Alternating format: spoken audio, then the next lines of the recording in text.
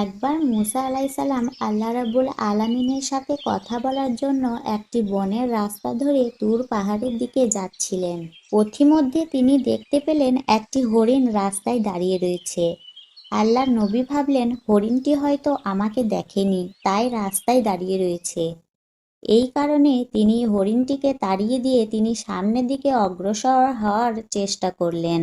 হযরত মুসা আলাইসাল্লামের তাড়ানো সত্ত্বেও হরিণটি রাস্তা ছাড়ল না। এতে তিনি কিছুটা বিরক্ত বোধ করলেন।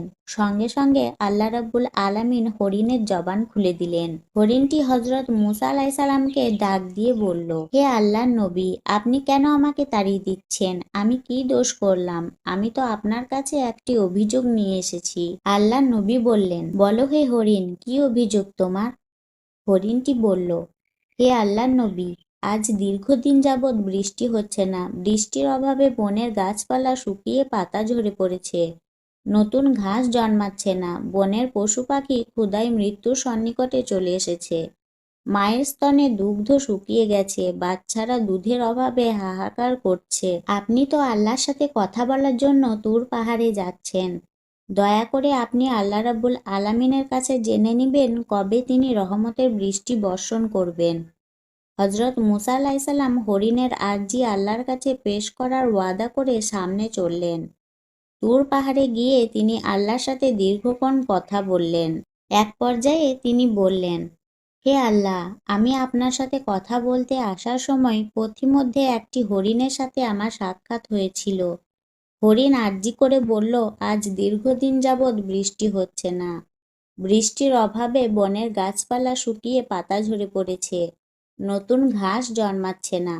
বনের পশু পাখি ক্ষুধায় মৃত্যুর সন্নিকটে চলে এসেছে। মায়ের স্তনে দুগ্ধ শুকিয়ে গেছে। বাচ্চারা দুধের অভাবে হাহাকার করছে। হে রহমান, কবে আপনি আপনার রহমতে বৃষ্টি বর্ষণ করে পশু পাখিদের কষ্ট দূর করবেন? এটি জানতে চেয়েছিল হরিণ। হযরত মুসা আলাইসাল্লামের প্রশ্নের উত্তরে আল্লাহ রাব্বুল আলামিন বললেন, হে মুসা, 100 বছর পর বৃষ্টি হবে, তার আগে নয়। হযরত মুসা আলাইসাল্লাম বললেন, হে রহমান, তবে তো সকল পশু পাখি মৃত্যুবরণ করবে, দুনিয়ায় কোনো জীবের অস্তিত্ব থাকবে না। আল্লাহ বললেন, হে মুসা, এটিই আমার ফয়সালা। এটা শুনে হযরত মুসা আলাইসাল্লাম আর কিছুই বললেন না। তিনি মর্মাহতভাবে ফিরে আসতে লাগলেন আর মনে মনে দোয়া করতে লাগলেন যেন হরিণের সাথে তার সাক্ষাৎ না হয়। কিন্তু হরিণ ঠিকই মুসা আলাইসাল্লামের সামনে এসে হাজির। মুসা আলাইসাল্লাম কিছুই বলছেন না। হরিণটি বলল, হে আল্লাহর নবী, কি ব্যাপার? আপনার মুখ বেজার কেন? দয়া করে বলুন, আমার আরজি কি আল্লাহর কাছে পেশ করেছিলেন? তখন মুসা আলাইসাল্লাম বললেন, হে হরিণ, আমি তোমার জন্য ভালো কোনো সংবাদ নিয়ে আসতে পারিনি। হরিণ বলল, ভালো বা মন্দ যাই হোক, আল্লাহ কি বলেছেন আপনি শুধু আমাকে এতটুকুই বলুন। হযরত মুসা আলাইসাল্লাম বললেন, আল্লাহ তাআলা বলেছেন 100 বছর পর বৃষ্টি হবে, তার আগে নয়। এই সংবাদ শুনে হরিণ বলল, আলহামদুলিল্লাহ। হযরত মুসা আলাইসাল্লাম অত্যন্ত আশ্চর্য হয়ে গেলেন এবং তিনি বললেন, হরিণ, 100 বছর পর বৃষ্টি হবে, এটা কি আলহামদুলিল্লাহ বলার মতো সংবাদ? যদি এটাই হয় তাহলে পৃথিবীতে কি কোনো জীবের অস্তিত্ব থাকবে? এটা তো অত্যন্ত চিন্তার বিষয়। হরিণটি বলল, হে আল্লাহর নবী, সৃষ্টি জগতের প্রতি আপনার যা দয়া তার চাইতে লক্ষ কোটি গুণ বেশি দয়া আল্লাহ রাব্বুল আলামিনের। সেই দয়ালু আল্লাহ যদি 100 বছর পর বৃষ্টি বর্ষণ করা তার সৃষ্টি জগতের জন্য শ্রেয় মনে করেন, তবে তার সেই সিদ্ধান্তে আমি সন্তুষ্ট। আমি ভালো করেই জানি আল্লাহ যা করেন সৃষ্টির মঙ্গলের জন্যই করেন। এই বলে বনের হরিণ বনে চলে গেল আর হযরত মুসা আলাইসাল্লাম বাড়ির দিকে রওনা করলেন। কিন্তু আল্লাহর কি মহিমা! হযরত মুসা আলাইসাল্লাম তার ঘরে পৌঁছানোর পূর্বেই আকাশ মেঘাচ্ছন্ন হয়ে আসলো এবং কিছুক্ষণের মধ্যেই ঝমঝম করে রহমতের বৃষ্টি বর্ষিত হতে লাগলো। সুবহানাল্লাহ! হযরত মুসা আলাইসাল্লাম অবাক হয়ে আল্লাহর কাছে ফরিয়াদ করতে লাগলেন, হে মাবুদ, আপনার মহিমা বোঝা বড় দায়। আমাকে বললেন 100 বছরের পূর্বে বৃষ্টি হবে না, সেখানে একদিনও অতিবাহিত হতে পারল না। আমি মুসা ঘরে পর্যন্ত পৌঁছাতে পারলাম না, তার পূর্বেই আপনি বৃষ্টি দান করলেন। এর কারণ কি মাবুদ? আল্লাহ রাব্বুল আলামিন বললেন, হে মুসা, তুমি তো আমার ফয়সালা শুনে নাখুশ হয়ে গিয়েছিলে, কিন্তু বনের হরিণ আমার ফয়সালা শুনে রাজি হয়ে যখন আলহামদুলিল্লাহ বলল, তখন আমার রহমতের দরিয়ায় জোশ মেরে উঠল। আমি খুশি হয়ে গেলাম এবং যে বৃষ্টি 100 বছর পর হওয়ার কথা ছিল তা 100 বছর পূর্বেই দান করলাম। হজরত মুসা আলাইসাল্লাম আল্লাহ দরবারে সেজদায় কান্না করে বলতে লাগলেন, হে রহমানির রহিম, বনের হরিণ আপনার মহিমা বুঝল, কিন্তু আমি মুসা বুঝলাম না। হে মাবুদ, এই অধমকে আপনি ক্ষমা করুন আর আপনার শুকরগুজার বান্দা হওয়ার তৌফিক দান করুন। বনি ইসরায়েলের যুগে একজন খুবই বুজুর্গ আল্লাহওয়ালা ব্যক্তি ছিলেন। একবার কিছু লোক তাকে এসে সংবাদ দিলেন, হে আল্লাহর অলি, আপনি এখানে বসে আছেন, অথচ আপনার এলাকায় লোকজন আল্লাহর সাথে শিরক করে ধ্বংস হয়ে যাচ্ছে। বুজুর্গ ব্যক্তি সংবাদ শুনে বলল, কি বলছো তোমরা? আমার এলাকায় আমি থাকতে লোকজন আল্লাহর সাথে শিরক করছে? কিভাবে আল্লাহর সাথে শিরক করছে? জলদি খুলে বলো আমাকে। লোকজন বলল, তারা আল্লাহ রাব্বুল আলামিনের পরিবর্তে একটি গাছের পূজা শুরু করে দিয়েছে। এই কথা শুনে বুজুর্গ ব্যক্তি অত্যন্ত রাগান্বিত হয়ে গেলেন এবং তিনি একটি কুঠার হাতে নিলেন আর বললেন, এই কুঠার দিয়ে আমি সেই গাছটিকে কেটে টুকরো টুকরো করে দিব, যাতে করে মানুষ আল্লাহর সাথে শিরক করতে না পারে।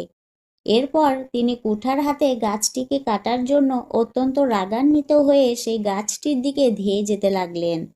পথিমধ্যে তার সাথে শয়তানের সাক্ষাৎ হলো। শয়তান তাকে বলল, হে দরবেশ, কোথায় যাচ্ছেন আপনি? সেই দরবেশ ব্যক্তি বললেন, আমি শুনলাম আমার এলাকায় লোকজন আল্লাহ রাব্বুল আলামিনের পরিবর্তে গাছের পূজা শুরু করে দিয়েছে। আমি থাকতে আমার এলাকায় আল্লাহর সাথে শিরক হবে, আমি এটা কিভাবে সহ্য করব? তাই এই কুঠার হাতে নিয়েছি, এই কুঠার দিয়ে সেই গাছটিকে কেটে টুকরো টুকরো করে ফেলবো। শয়তান বলল, কিন্তু দরবেশ বাবা, আমি তো আপনাকে সেখানে যেতে দিব না। দরবেশ বলল, কে তুমি? শয়তান বলল, আমি হলাম ইবলিশ, আমি চাই লোকজন আল্লাহর সাথে শিরক করুক। তখন দরবেশ বলল, তাহলে তুমি পারলে আমাকে ঠেকাও। এরপরে দরবেশ এবং শয়তানের মধ্যে যুদ্ধ শুরু হয়ে গেল। অনেকক্ষণ ধরে যুদ্ধ করার পরে দরবেশ শয়তানকে পরাস্ত করে দিল। শয়তান পরাস্ত হয়ে দরবেশকে বলল, হে আল্লাহর অলি, হে বুজুর্গ, আপনার ইমানি শক্তির কাছে আমি কিছুই নয়। তবে আপনার সঙ্গে আমি একটি চুক্তি করতে চাই। যদি আপনি গাছটি না কাটেন তাহলে আমি প্রতিদিন আপনার বাড়িতে 2টি করে স্বর্ণমুদ্রা দিয়ে আসব। দরবেশ অত্যন্ত অভাবী লোক ছিল। যখন সে শয়তানের পক্ষ থেকে এই প্রস্তাব পেল, তখন সে ভাবতে লাগলো, প্রতিদিন যদি 2টি করে স্বর্ণমুদ্রা পাওয়া যায় তাহলে তো আমার অভাব দূর হয়ে যাবে। তাই দরবেশ শয়তানের প্রস্তাবে রাজি হয়ে গেল এবং সে গাছটিকে না কেটে বাড়িতে ফিরে গেল। দীর্ঘদিন যাবৎ শয়তান তার বাড়ির দরজায় প্রতিদিন সকালে 2টি করে স্বর্ণমুদ্রা রেখে আসতে লাগলো। হঠাৎ দরবেশ একদিন দেখল তার বাড়ির সামনে কোনো স্বর্ণমুদ্রা নেই। সেটা দেখে দরবেশ অত্যন্ত রাগান্বিত হয়ে গেল। সে ভাবল, হায় রে শয়তান, তুই আমার সাথে ধোঁকাবাজি করলি। তোর কথা মতো আমি গাছটি কাটলাম না, মানুষকে শিরক করতে দিলাম, কিন্তু এখন তুই আমাকে স্বর্ণমুদ্রা দিচ্ছিস না। দাঁড়া, দেখাচ্ছি মজা। এই বলে দরবেশ আবার কুঠার হাতে নিল এবং সেই গাছটিকে কাটার জন্য রাগান্বিত হয়ে সেই স্থানের দিকে ধেয়ে যেতে লাগলো। পথিমধ্যে আবার শয়তান হাজির। শয়তান বলল, দরবেশ বাবা, যাচ্ছেন কোথায়? দরবেশ বলল, শয়তান, তুই আমার সঙ্গে ধোঁকাবাজি করেছিস। আমার সঙ্গে ওয়াদা করেছিলিস যে প্রতিদিন আমাকে 2টি করে স্বর্ণমুদ্রা দিবি, কিন্তু আজকে তো তুই আমাকে স্বর্ণমুদ্রা দিলি না। আমি আবার যাচ্ছি সেই গাছটিকে কাটার জন্য। শয়তান বলল, কিন্তু দরবেশ বাবা, আমি তো আপনাকে সেখানে যেতে দিব না এবং গাছটিকেও কাটতে দিব না। দরবেশ বলল, পারলে আমাকে ঠেকিয়ে দেখা। এরপর শয়তান এবং দরবেশের মাঝে আবার শুরু হয়ে গেল ভীষণ লড়াই। অনেকক্ষণ লড়াই করার পরে এবার শয়তান দরবেশকে হারিয়ে দিল। দরবেশ অত্যন্ত আশ্চর্য হয়ে গেল। তখন দরবেশ শয়তানকে বলল, কি রে শয়তান, ইতিপূর্বে তো আমি তোকে হারিয়ে দিয়েছিলাম, কিন্তু এখন তোর মাঝে এমন কি শক্তি চলে আসলো যে তুই আমাকে হারিয়ে দিলি? শয়তান বলল, হে দরবেশ বাবা, আমার মাঝে শক্তির কোনো পরিবর্তন হয়নি, বরং শক্তির পরিবর্তন ঘটেছে আপনার মাঝে। প্রথমবার যখন আপনি গাছটিকে কাটতে যাচ্ছিলেন তখন আপনার মাঝে ছিল ঈমানের শক্তি। আপনি আল্লাহ রাব্বুল আলামিনের ভালোবাসা এবং মহব্বত নিয়ে এই কাজটি করার জন্য যাচ্ছিলেন। কিন্তু দ্বিতীয়বার যখন আপনি গাছটি কাটতে যাচ্ছেন তখন আপনার মাঝে আর সেই ঈমানের শক্তি নেই। আপনি যাচ্ছেন স্বর্ণমুদ্রা না পাওয়ার কারণে রাগান্বিত হয়ে। আমি অর্থ দিয়ে আপনার ঈমানকে ক্রয় করেছি। এরপর আপনার ঈমানকে দুর্বল করেছি। যখন আপনার ঈমান দুর্বল হয়ে গেছে, আপনাকে স্বর্ণমুদ্রা দেওয়া বন্ধ করে দিয়েছি। এখন আপনার মাঝে পূর্বের মতো ঈমানি বল নেই। এ কারণে আপনি আমার কাছে পরাস্ত হয়েছেন। দরবেশ তখন বলল, হায় রে শয়তান, কিছু অর্থের মাধ্যমে তুই আমার ঈমানকে ধ্বংস করে দিলি। প্রিয় দর্শক, এই কাহিনী থেকে আমাদের শিক্ষার বিষয় হলো প্রতিটি কাজ আল্লাহ রাব্বুল আলামিনের রাজি খুশি ও সন্তুষ্টি অর্জনের জন্য করব, দুনিয়া পাওয়ার জন্য নয়। প্রিয় দর্শক, আপনাদেরকে অনেক অনেক ধন্যবাদ ভিডিওটি শেষ পর্যন্ত দেখার জন্য।